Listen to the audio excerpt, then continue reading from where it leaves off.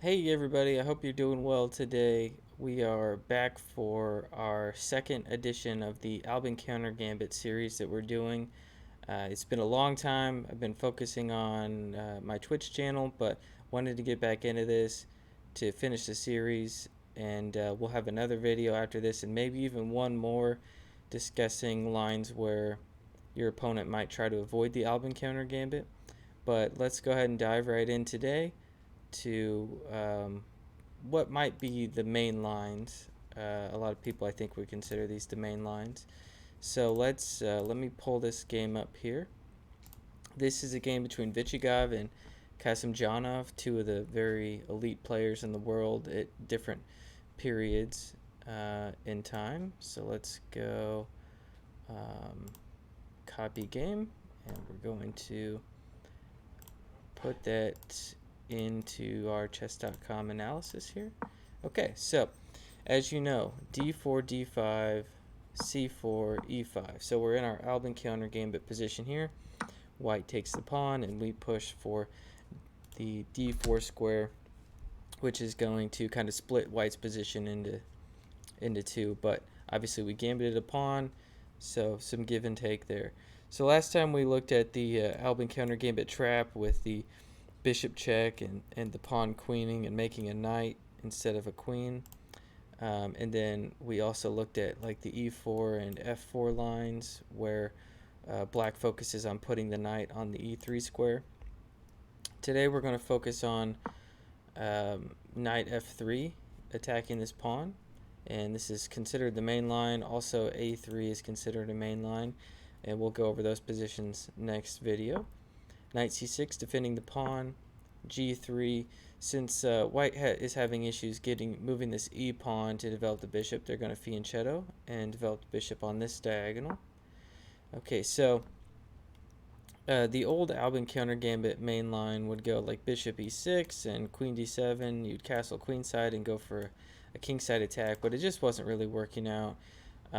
But led mostly by Alexander Morzhevich and Rustam Kasimjanov, this line with knight to e7 and a quick knight g6 or knight f5, gaining this pawn back or cementing the pawn on d4, made this Albin counter gambit playable again. So bishop g2, knight g6, attacking the pawn, and here we have two different forks in the road here, a fork in the road. White can castle, or they can play bishop g5. So let's look at, first we're going to look at bishop g5, which is probably a little bit more aggressive. And then we can, just give me 1 second here. We can look at castling after that, but these bishop g5 lines are very interesting, I think. Queen d7. So if you don't already know this is kind of a move. If I was in a tournament game, I probably wouldn't know to play this. So queen d7, that's something to remember. And then, so you're threatening to win this pawn back. White wants to give the pawn back on their own terms, so they play e6, and they make you mess up your kingside pawn structure, and they hope that these pawns are going to be targets at some point. They castle, and you play e5, solidifying your pawn center here. Knight d2, just getting another piece developed. h6, attacking the bishop. Bishop goes back to h4. And the reason I picked this game out is because I thought this next maneuver, first of all, Kasimjanov is one of the experts on this line, but I thought this maneuver was really cool. Queen f7.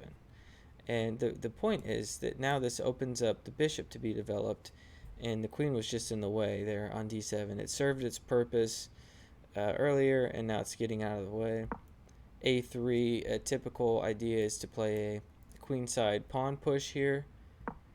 Bishop f5, getting the bishop developed. Queen a4, again, just putting some more pressure on the queen side.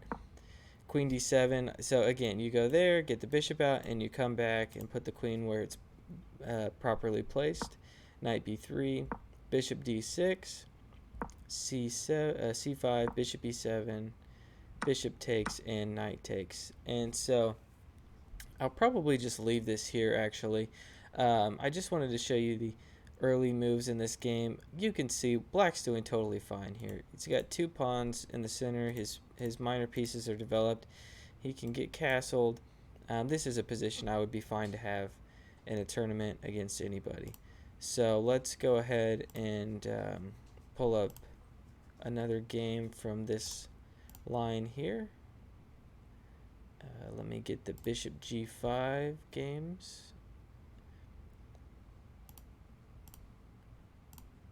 Okay, and there was a Nakamura game in here that I wanted to show you guys. So we'll pull that up here. So this was in the Gibraltar Open tournament, which is the strongest open tournament in the world, and you have to win a lot of games. You can't have a lot of draws if you want to win this, and Nakamura's actually won this tournament, I think, multiple times, because he can be willing to play openings like the Albin counter Gambit. So this is against Alexei Driev, who is a 2700 player, one of the very top players in the world at one time. So we get into our Albin counter Gambit position, knight f3, knight c6. Again, we're looking at the fianchetto line here, bishop g2. We get our knight out, attack the pawn, and then bishop g5 attacks our queen. Queen d7, e6, f takes e6, a3. So white's going for a little bit of an earlier queenside pawn storm, not doing knight d2 this time. Nakamura stops that with a5. Queen a4 again, so you can see that's a theme here. h6, and white actually brings his bishop all the way back to c1 this time. I believe white wants to be able to bring the knight out and not have the bishop be trapped on this diagonal. Also, there's maybe potential to bring the bishop on this diagonal and attack this pawn later. And then if the bishop goes back, I think maybe white doesn't really want to trade the bishop. So those are a few reasons they might have done that. e5, knight d2, bishop e7, white castles, black castles. And so very standard stuff here. Again, very similar to the last position. White goes for the queenside pawn storm. And Nakamura actually just plays knight d8 here. He knows that white might have a very tiny push in this position, but it's not much at all. And now that the queens are gone, this is just more about who understands the position more and who can play better from here. The computer says it's basically equal. Again, these 2 pawns are nice to have, but they're also a little bit weak. So whoever handles this better is going to come out of this on top. Basically, if this is a weakness or a strength. And then also these 2 bishops are in the center of the board. They're controlling a lot of squares. They could be a little bit better. So if he's able to improve those, he could actually come out of this with an advantage. b5, a4, and you'll see why he did that in a second, because he wants to attack this pawn here on b5. Bishop e4. There's a little bit of maneuvering back and forth. But anyway, so we get equal material. The game's equal. They went on to draw this game. 2 very high level players, so that's not surprising. So that is the bishop g5 line. And so let's go look at if white castles instead of bishop b5. So let me pull that game up here.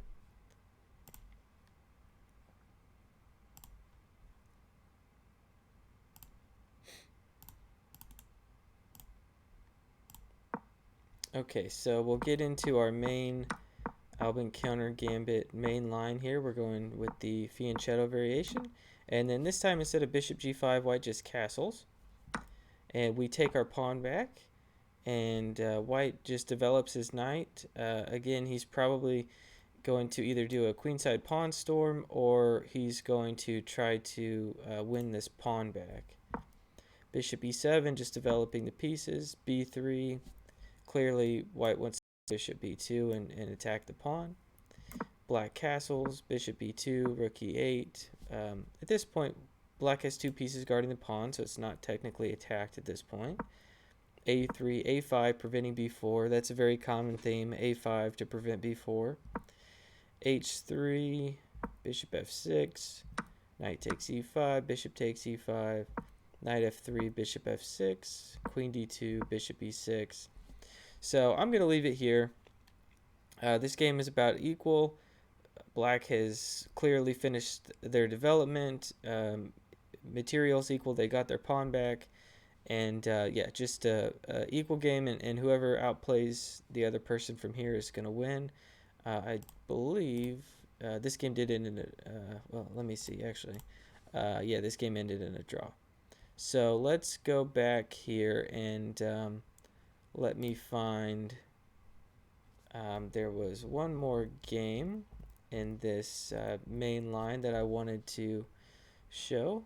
So let me open up my database here.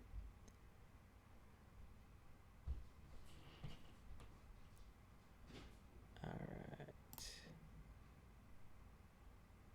right.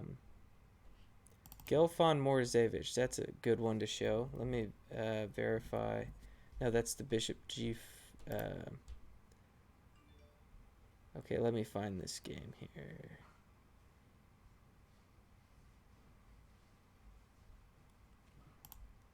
That was a bishop g5 game. So let's go knight g6, castles, knight takes, knight takes, knight takes.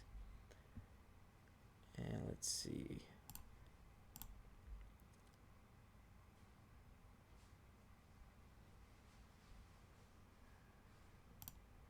It's going to be Raprintsiv is the name of the black player here.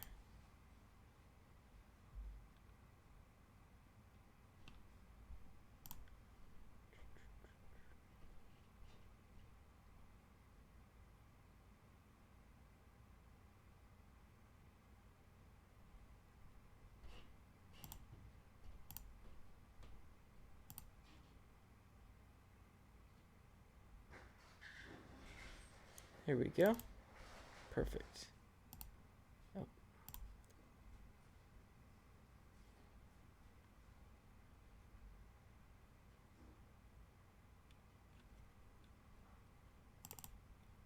All right, let's copy this game. And we'll put it in here to our chess.com analysis. Perfect. Okay, here we go. So we're getting into our main line, and white castles again. Black takes the pawn back. This time white goes immediately for b3, not doing knight d2. And I like this bishop c5 move. And you'll see here in a second, black actually plays a5 to give the bishop a square to go to. And then watch this maneuver here. He plays c5 to solidify the center. And then further down the line, I just wanted to show you this cool maneuver. Bishop b8. So the bishop went to c5 to a7 and to b8. Now we've got this nice battery on this diagonal here, and just some standard development here. These bishops could be potentially very nice. White's got a little bit of a better position here, but black is doing fine. He's just got to get his pieces onto a little bit better squares, and this game at this point, the computer says is completely equal, 0-0-0. Black has 3 different moves that are completely equal. So let's go back. So those are 4 games just to kind of illustrate the types of positions that you might see in this Albin counter gambit line with the knight f3 and the fianchetto. Again, you're going to play knight e7. You're going to go out here and attack this pawn. White can play bishop g5 to try and muddy the waters a little bit, or they can play castles, give you the pawn back, and then they'll try to win this pawn back. But obviously you have adequate defenses to hold on to that pawn. So again, I hope you're enjoying this. I hope you're learning about the Albin counter gambit. It's a gambit that I feel very good about playing, and I play it a lot online and over the board, and I've beaten some very high rated players with it. So I hope you're getting used to it, and you're considering using this, or you're already practicing with it. Next video we'll go over early A3 and B4 moves, which is very uh, urgent in this opening. You want to know what you're doing there. And then I might do a wrap-up video just showing if white tries to avoid the main lines of the Albin counter gambit. So have a good day, everybody, and we'll see you next time.